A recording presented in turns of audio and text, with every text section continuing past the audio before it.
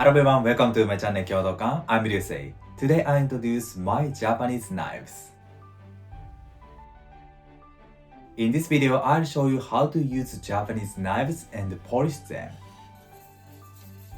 At first, I'll introduce Usuba knife. Yes, let's go.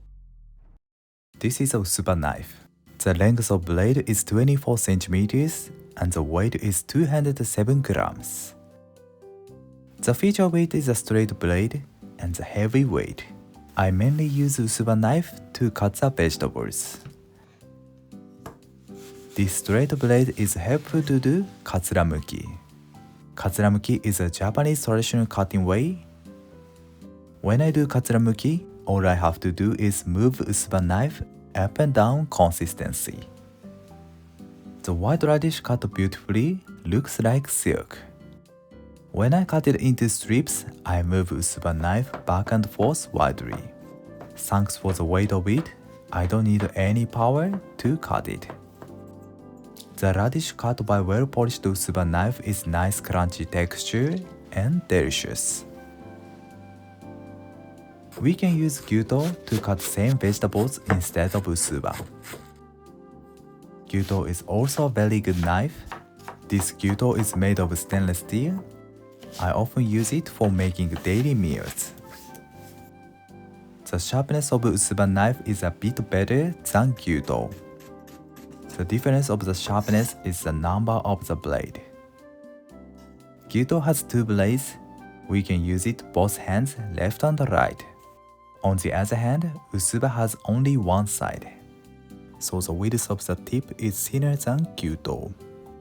This Usuba is made of steel and for the right hand. If I'd like to cut the ingredients straight, I tilt Usuba knife a bit outside. Next, I'll show you my Usuba knife which I had used when I was a cooking school student. The shape is different from these knives. Above one is made in Kanto region, and the bottom one is made in Kansai region. I'm sure both knives have a great sharpness. I'll talk about my mistake, but this mistake was really important for me. Please watch this knife. Do you notice the blade is curved? This was because I polished the knife with strong power. When I polish the Usuba knife, I keep the knife like this. I had put much pressure on these 2 points, so these parts were lost.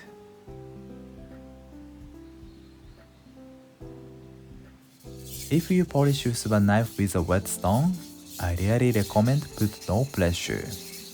This is so important. I move Usuba knife back and forth many times with no power. At the end of the polishing, I polish the back side like this to make the knife sharp. I hope you will enjoy cutting something with Usuba knife. When I was a cooking school student, I practiced Usuba knife every day.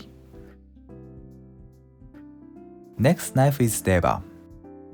Actually, I've used this Deba knife since when I was a cooking school student, over 10 years.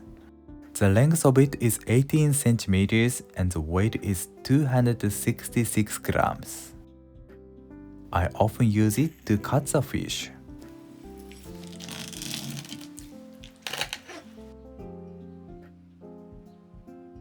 There are two important parts of Deba knife. First is the strength of the blade end.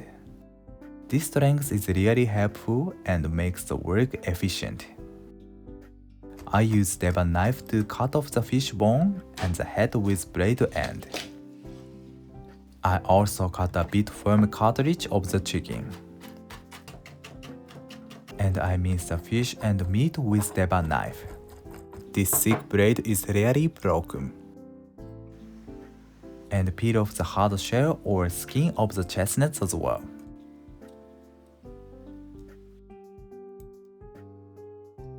Before using, we should wet the knife handle, which is made of wood. This prevents it from sticking to the smell. Please don't forget. The second feature of Deba knife is curved shape. This helps me to move the knife on the fish bone smoothly. Deba knife is essential for cutting the fish well. Unless you cut a so large fish, I'm sure this size is the best. When I polish Deba knife, I move the knife like this. I move the tip of Deba knife along the shape of the knife to remain this curved shape.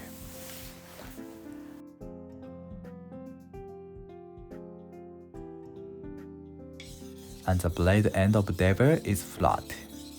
So I move the knife or blade end back and forth. Next, Yanagi knife. I have two Yanagi knives. The length of it is 33 centimeters and the weight is 276 grams. The other one is 27 centimeters and 162 grams.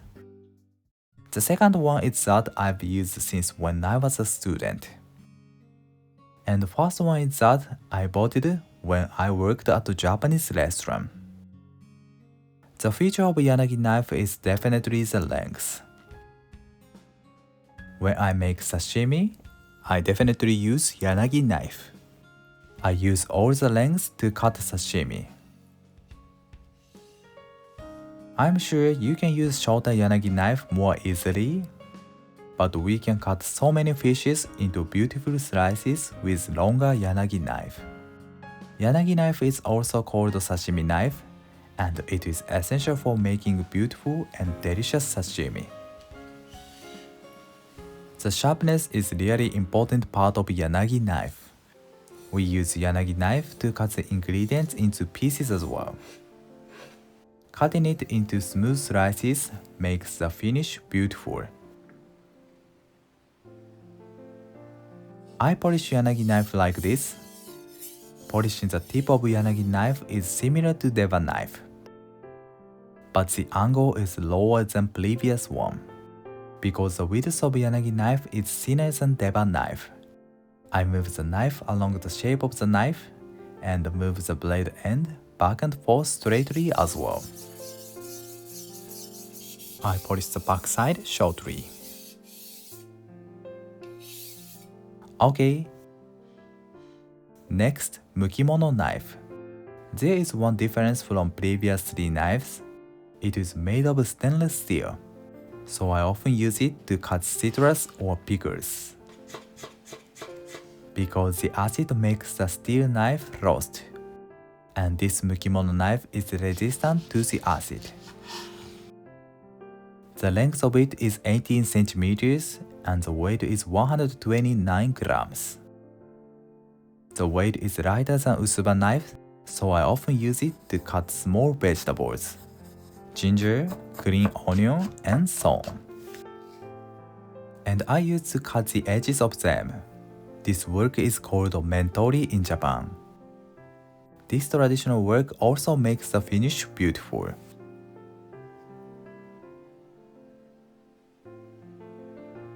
I polish Mukimono knife at the same of Usuba knife. This knife is very useful for me. At last, I'll introduce two tips of whetstone. First, before using it, we should soak it in the water for 30 minutes. This makes the whetstone smooth. In Japan, whetstone is called toishi. And second, we have to flatten the whetstone. If the whetstone is bent, the knives will be bent as well. This is very important. I recommend to buy it, which makes the whetstone flat. Thank you. How was this video? I hope this video is informative for you. And if you'd like to know more things about Japanese knives, please let me know. Thank you for watching to the end. I'm looking forward to seeing you next time. Have a nice day. See you later.